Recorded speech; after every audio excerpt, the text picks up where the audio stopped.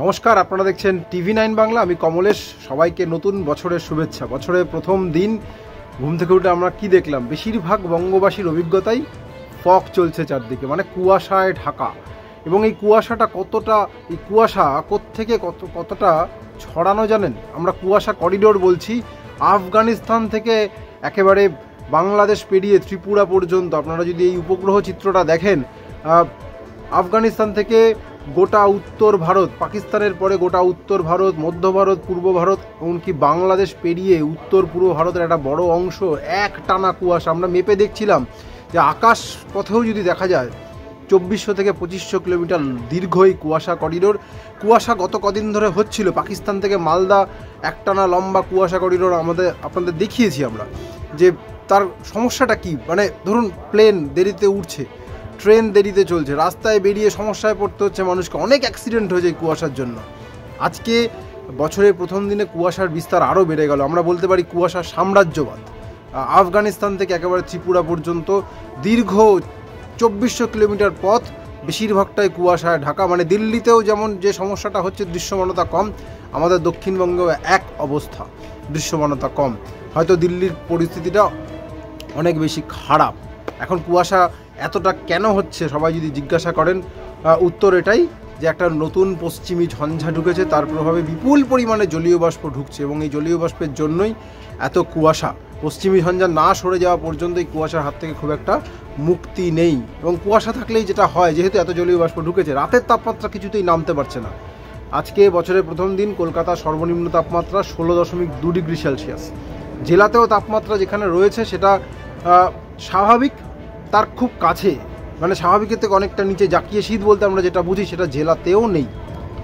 এবং আগামী 7 দিনেও জাকিয়ে শীতের সম্ভাবনা দেখা যাচ্ছে না, কারণ এই যে পশ্চিমী ঝঞ্ঝা, এটা যখন সরবে আমরা দেখতে পাচ্ছি উত্তর ভারত, মধ্য ভারতে বেশ কিছু জায়গায় বৃষ্টি বাদলাও হবে। ফলে উত্তরে হাওয়া বা উত্তরে পশ্চিমী বাতাস যেটা আসে নর্থ ইন্ডিয়া থেকে, তার যোগান খুব একটা ভালো নয়। এবং সেই যোগান যতক্ষণ না ভালো হচ্ছে ততক্ষণ এই সর্বনিম্ন তাপমাত্রা, রাতের তাপমাত্রা খুব একটা কমবে না। এই কলকাতার ক্ষেত্রে যদি বলা যায়, কলকাতা এবং লাগোয়া জেলাগুলোর ক্ষেত্রে এই 16-17 ডিগ্রির আশপাশেই রাতের তাপমাত্রা থাকবে। জেলার তাপমাত্রা ওই 11 থেকে 13 ডিগ্রি বা 14 ডিগ্রি আশপাশে থাকবে। মানে এই সময়ে বাঁকুড়া, পুরুলিয়া, বীরভূমে তো ঠকঠাকানি, মানে হাড় কাঁপানো শীত থাকার কথা, যেটা এই বছর নেই। আমরা একটা বছর পেরিয়ে চলে এলাম, মানে ডিসেম্বর মাস কোটা, সে অর্থে কিন্তু শৈত্যপ্রবাহ বলতে আমরা যেটা বুঝি সেটা আমাদের বাংলা তো ছেড়েই দিন, দেশের কোথাওই সেই শৈত্যপ্রবাহ এখনও হয়নি।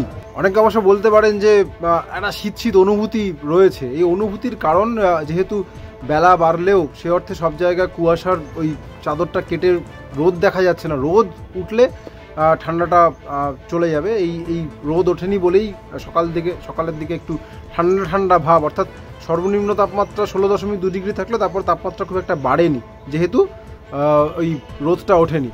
এটাকে ঠিক শীতের চরিত্রের সঙ্গে মেলানো যায় না, কারণ শীতের চরিত্র আপনারা সবাই জানেন যে শীত যদি কড়া ঠান্ডা পড়ে, জাকিয়ে শীত পড়ে, এটা আমরা চামড়া সবার আগে বুঝতে পারি।